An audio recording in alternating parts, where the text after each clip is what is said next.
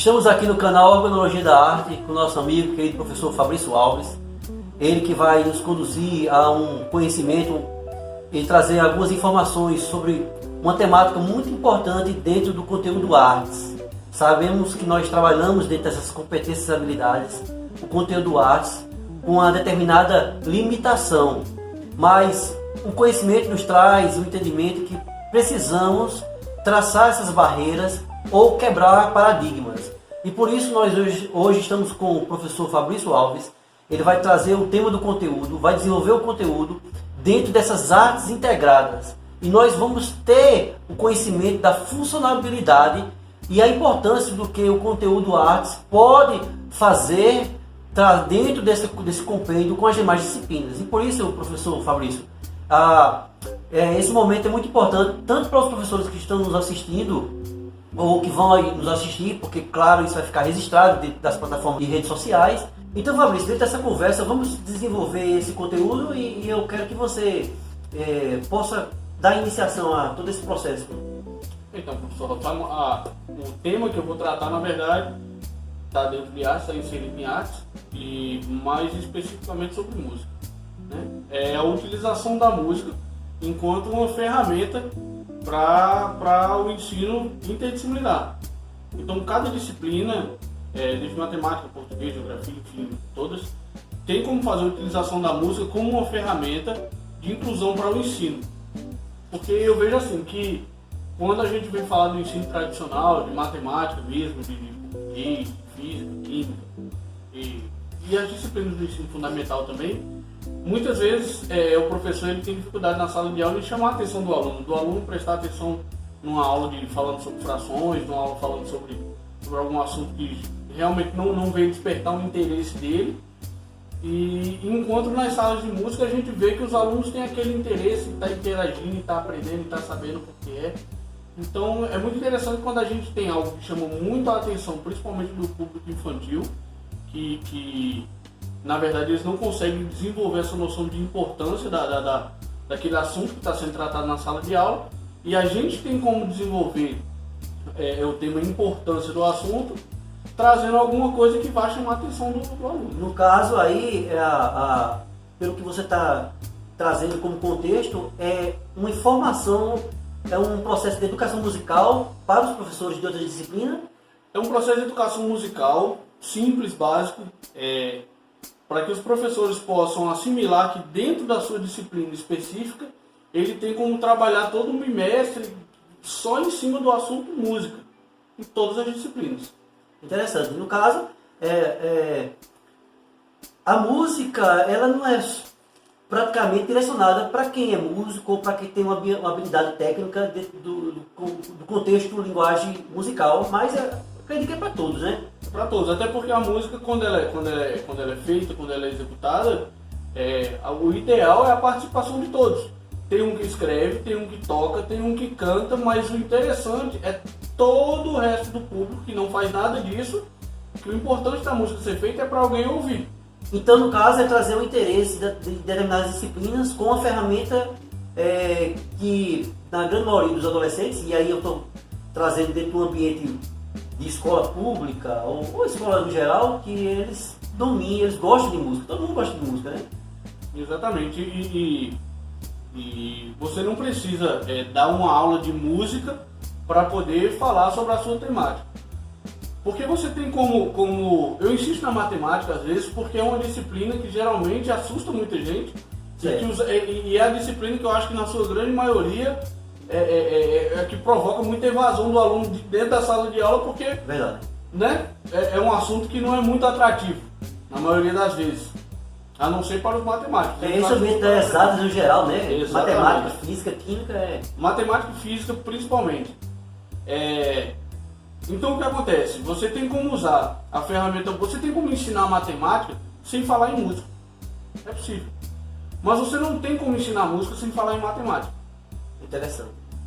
Verdade. Você não tem como ensinar música sem falar em física. Porque vários radicais matemáticos que a gente fala que são termos que são invariáveis. A gente trabalha com ondas, com projeção, com som, com volume, com fração, trabalha com ritmo, pulsação, tempo. Então tudo isso são radicais matemáticos, que existem fórmulas para ser calculadas, existem fórmulas para se escrever música, existem fórmulas para se executar música, e tudo isso pode ser trazido para um ambiente de sala de aula. Quando você sabe que um aluno toca violão, você pode pedir para o aluno trazer o violão, e em cima daquilo ali, se você tiver o mínimo conhecimento, você vai poder trabalhar o assunto que você quer trabalhar, de frações com crianças, uma equação do primeiro grau, você tem que trabalhar com música, intervalos, frequência de tempo, vamos calcular tempo aqui, né, fórmulazinha de física, tal, ou a matemática inicial mesmo. Por exemplo, se um aluno ele está tocando uma música numa frequência de 60 BPM, são 60 batimentos por minuto. Esse aluno ele vai levar 5 minutos para executar essa música. Quantos batimentos por minuto ele precisa para essa música ser executada em 3 minutos, em 2 minutos e meio? Então eles vão fazer esse cálculo, não, tem que aumentar o ritmo para tantos batimentos por minuto para poder reduzir para isso. Então você tem como trabalhar a matemática dessa forma e fazer os alunos assimilarem com facilidade maior, porque eles estão executando algo que eles gostam, ouvindo algo que eles gostam e assimilando algo que eles precisam, que é o ideal. Interessante. E aí, como é que pode desenvolver cada disciplina e fazer essa correlação com a música? Vamos lá. Só mais um pouquinho falando da matemática. Eu acho que se o professor de matemática ele se interessar não pela música num contexto geral, mas se ele se interessar em saber como funciona uma partitura, não precisa ser um leitor de partitura. Como funciona? Uma partitura é dividida em intervalos, em tempos, espaços, cada nota tem uma frequência. Ou um instrumento em específico, às vezes o professor já tem facilidade, eu sei tocar tal música no violão. Procure um professor de música, procure um professor Robson mesmo, que ele pode estar explicando para você por que essa nota é um dó, por que essa nota é um sol, por que ela faz esse som, por que a gente consegue assimilar esse som com clareza, por que às vezes não consegue assimilar o som com clareza, porque é agradável, porque não é agradável. Até a agradabilidade da música aos nossos ouvidos é matemática, existe uma razão matemática para isso. Então, você procurando saber, você vai conseguir trabalhar o contexto musical num ambiente matemático de forma muito satisfatória, e você vai ter um retorno muito bom dos seus alunos, porque música é algo que agrada muito mais pessoas do que a matemática pura e simples. É verdade. E então, dentro desse desenvolvimento aí, desse contexto, eu queria que o professor pudesse desenvolver cada disciplina dentro dessa correlação com a música, tanto para atrair os alunos terem essa atração pela disciplina através de uma música, como os professores de cada disciplina que estão nos assistindo ou vão nos assistir, eles possam ter também o interesse de fazer essa correlação. Isso aí. Outro também que nós podemos falar, que é muito simples a utilização da música, seria da música cantada na parte de língua portuguesa, língua estrangeira. Língua estrangeira você pode pegar bandas que têm sotaques, por exemplo, bandas irlandesas que cantam músicas em inglês, que é um inglês um pouco diferente do falado na Irlanda. Então você consegue assimilar sotaques, palavras que mudam um pouco, de bandas que são muito famosas. Você consegue pegar músicas de rap, por exemplo, rap americano, que os caras têm uma pronúncia muito rápida, eles conseguem falar palavras muito rápido, mas que se torna compreensível para lá. Mas que a gente não tem o costume de ouvir tão rápido, então isso desenvolve a parte de conversação com os alunos. Músicas em espanhol, que é muito comum aqui na nossa região, Alejandro Sanz, Julio Iglesias e entre outros, né? Língua estrangeira é simples de falar como é que funciona o trabalho com língua estrangeira. Língua portuguesa.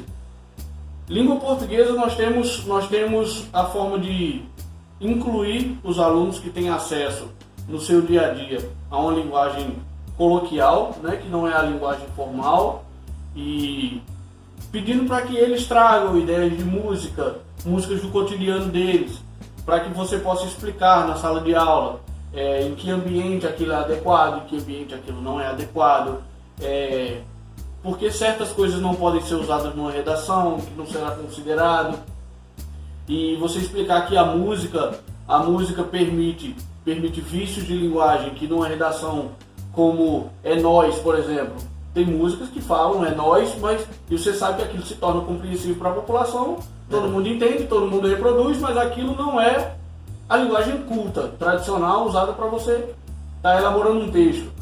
E tem, já por outro lado, nós temos Pixinguinha, Vinícius de Moraes, que são grandes compositores, poetas como Dorival Caymmi, Nana Caymmi, toda a família Caymmi, né? Tom Jobim, Cartola. Cartola, você pode usar Cartola numa aula dizendo que o Cartola era um cara semi-analfabeto, só cursou até a 4ª série, e as letras dele são espetaculares, né? Pixinguinha. Nós temos um problema muito sério, né? Em termos da escrita, porque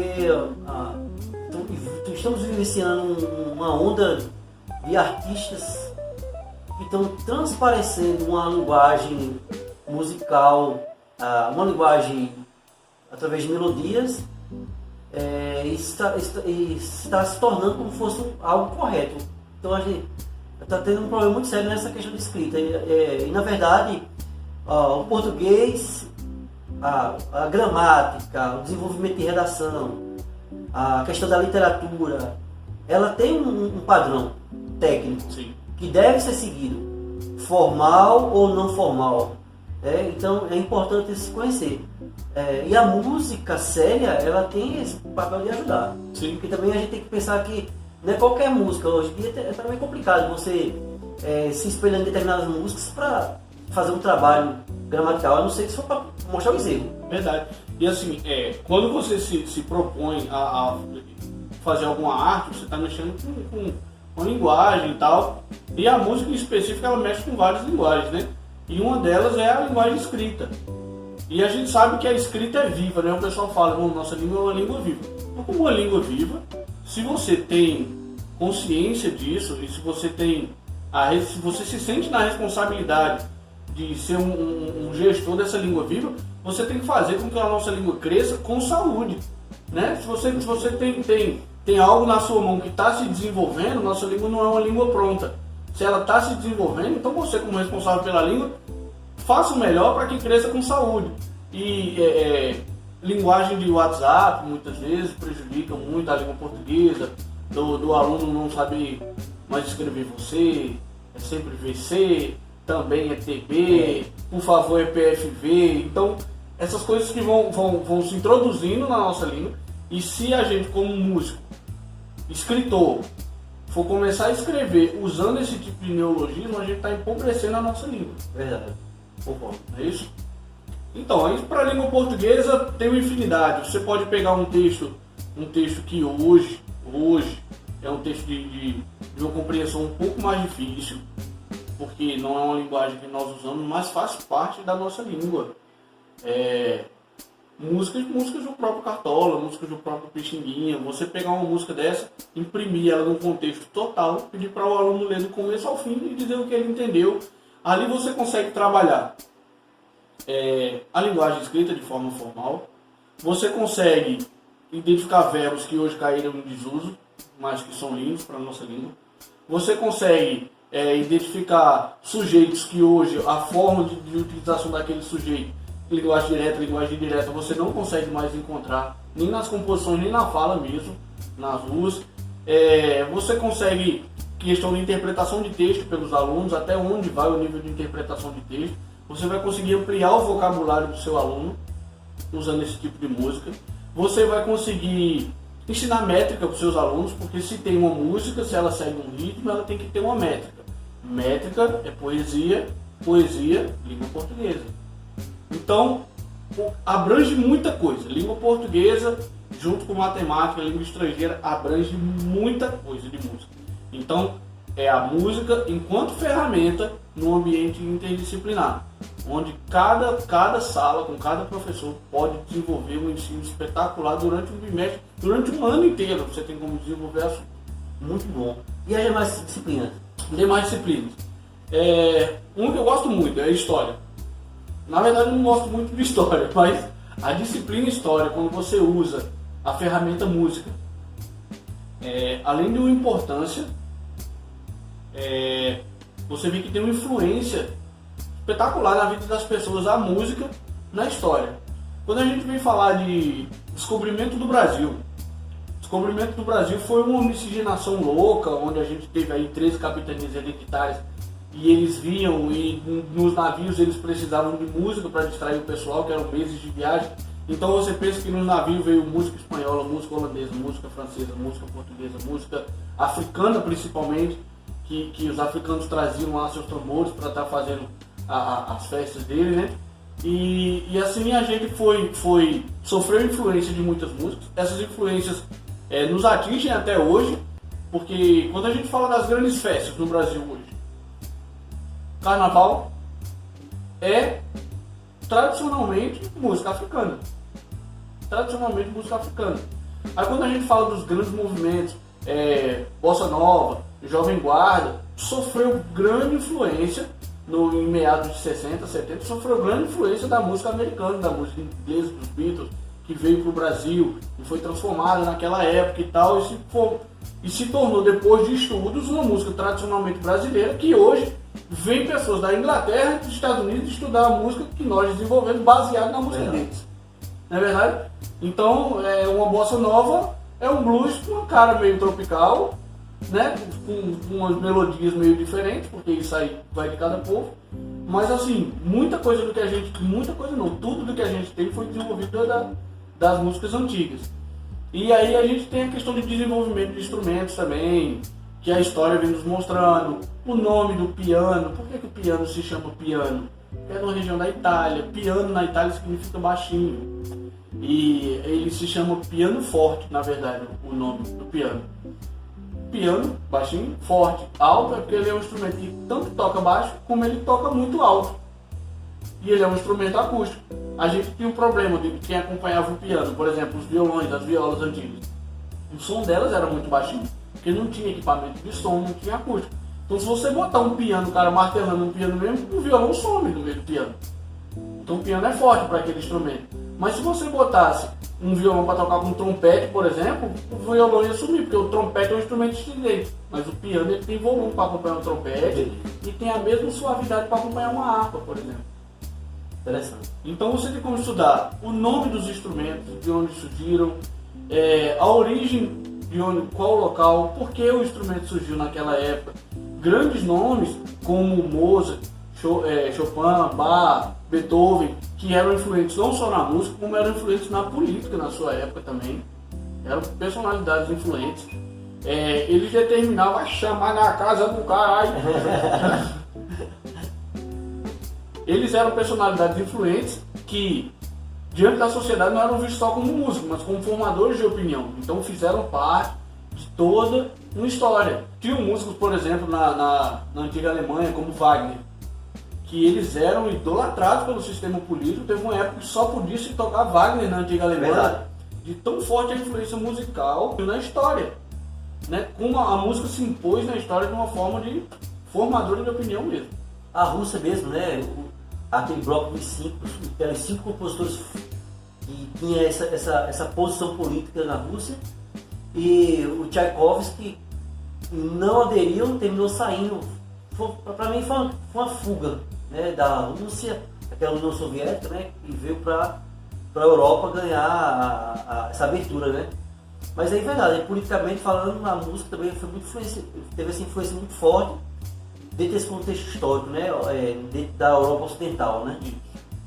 Dentro dos demais continentes, a gente sabe que a música tem essa influência muito grande, né, nas culturas, né, dentro desse ambiente histórico. E ainda hoje, na nossa cultura, aqui no Brasil, ou seja, a gente trouxer para nível Brasil hoje, o que vai contar a nossa história, quem contar a nossa história daqui 50, 60, 70 anos, vai dizer que existia um pessoal hoje que escutava música clássica, tinha um pessoal que gostava de música das antigas, que ficava no meu tempo as músicas eram melhor. Aí tem um pessoal que hoje escuta o funk, aí tem os estilos de funk, tem aquele mais proibido, não sei o que você ouvindo a música, você já assimila, não sei se de forma preconceituosa, porque você gera um conceito antes de conceber, ou se é uma forma conceitual mesmo, você diz, não, realmente isso aqui é vivência, eu sei que são pessoas mais à margem que escutam aquilo ali, que fazem daquilo ali a sua música, a música da sua vida. Então, hoje em dia, a música no Brasil, ela consegue várias vezes até separar questão de classes sociais. Em relação à geografia? Então, a geografia, assim como a história, ela vai abranger locais, né? É mais da questão da geografia física mesmo. geopolítica, também explica um pouco sobre a música e a influência da música na sociedade. Mas uma coisa interessante, que eu, assim, se eu fosse lecionar geografia e fosse falar com os alunos a respeito de música, se você hoje toca um fado, por exemplo, e você diz ao aluno que aquilo é um fado e como ele foi feito, na região de Portugal que se faz aquilo, ele vai entender que aquela música, ela tem não só uma identidade, mas que ela tem um endereço. Quando você toca uma puxada espanhola, flamenco, que já parece aquelas músicas de toureiro mesmo, é uma música que não só tem identidade, como ela tem um endereço. Se você toca um blues americano, ela não tem nenhum endereço de um país, ela tem o endereço de um estado. Se você toca um jazz estilo Dixieland, ela tem o endereço de um país, de um estado, de uma cidade, que geralmente é Nova Orleans, nos Estados Unidos, que desenvolveu esse material, né, pra gente ouvir.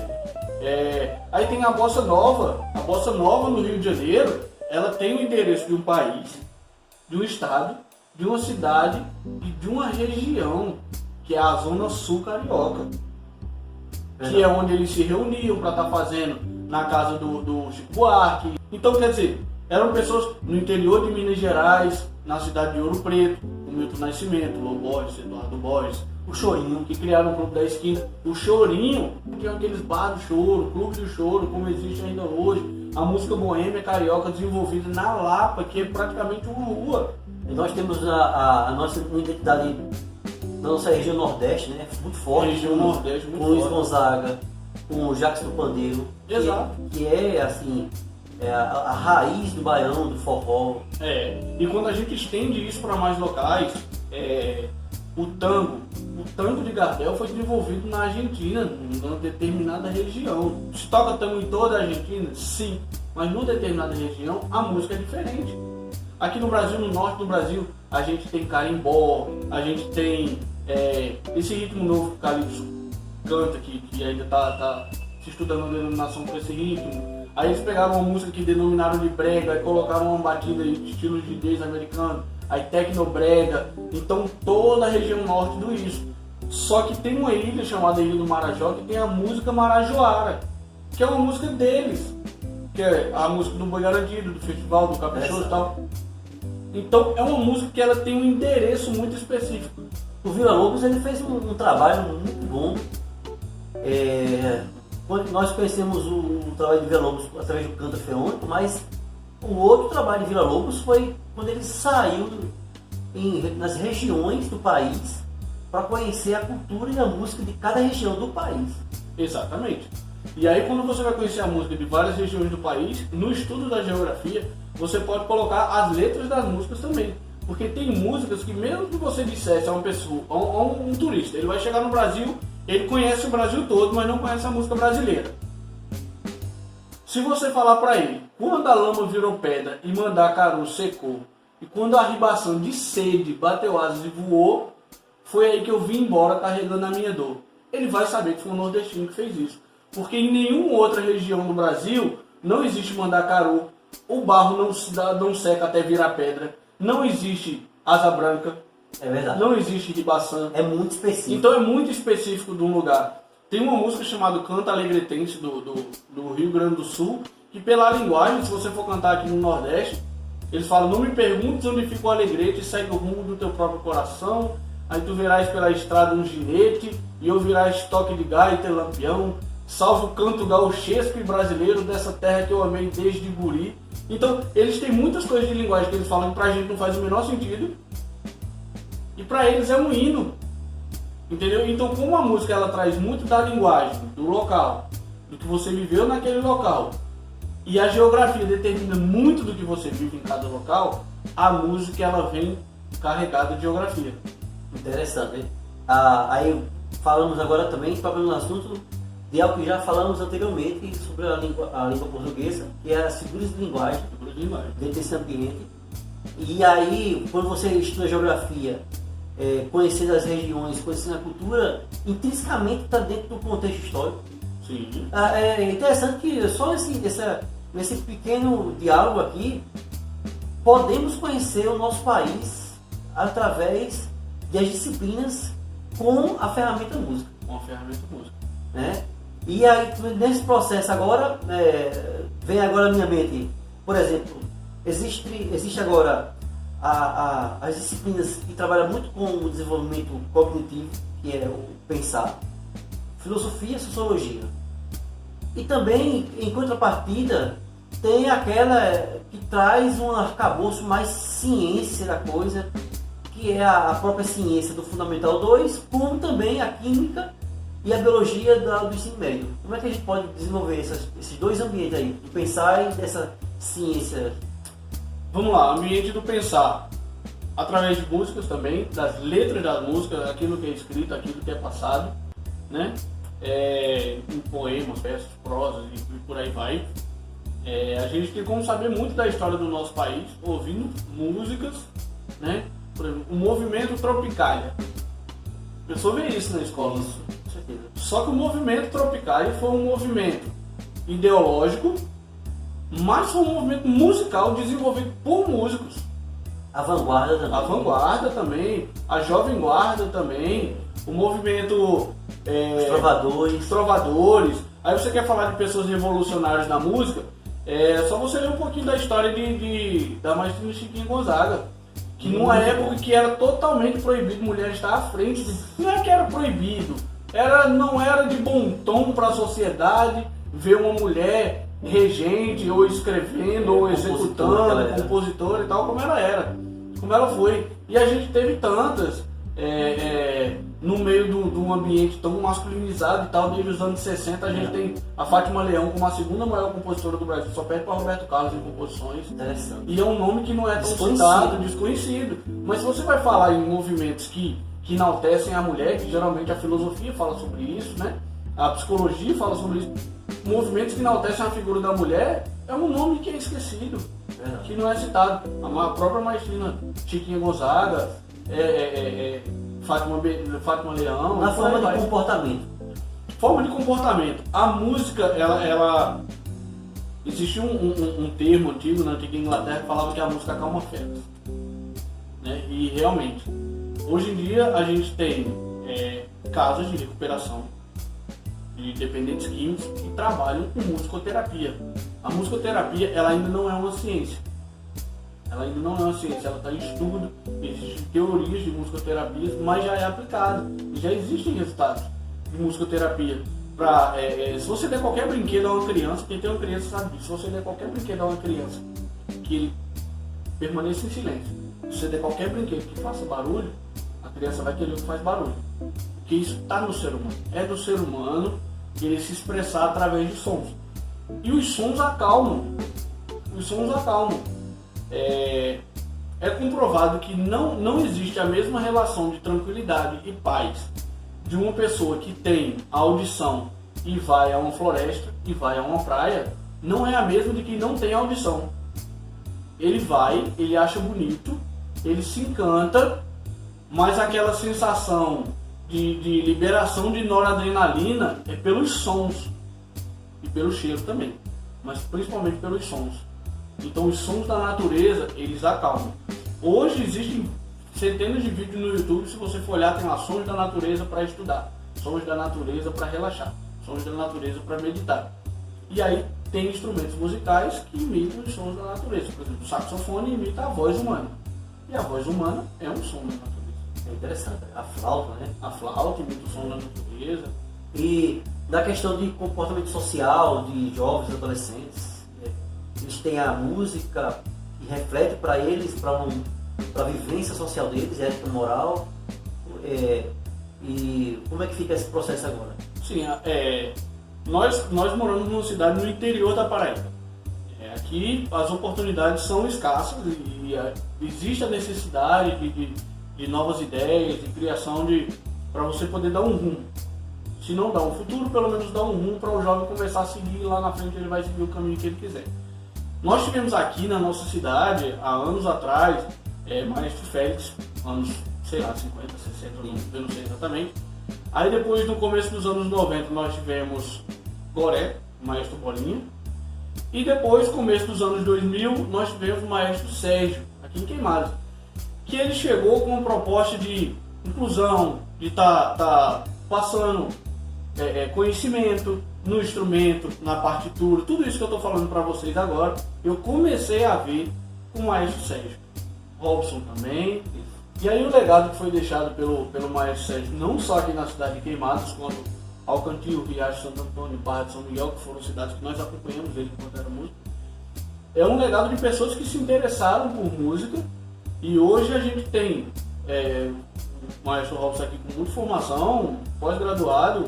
A gente tem Gilmar, o Gilmar, que está nos Estados Unidos hoje, doutor. A gente tem o Aldemir, que é branco, está na universidade, cursando, maestro.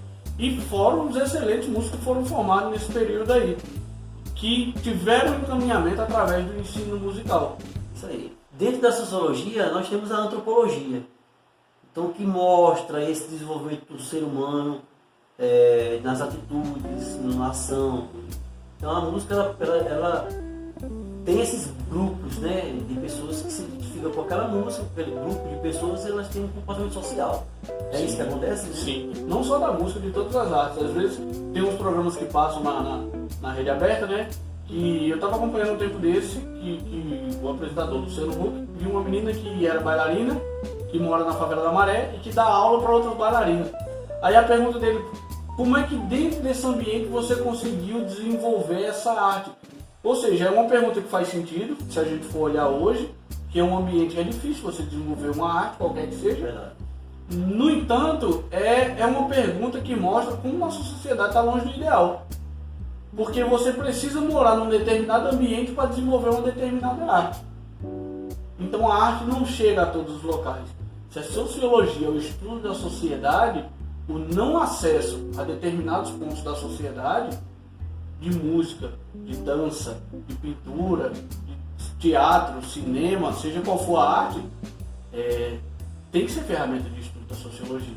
Porque sociologia é o estudo da sociedade e a sociedade está doente. É verdade.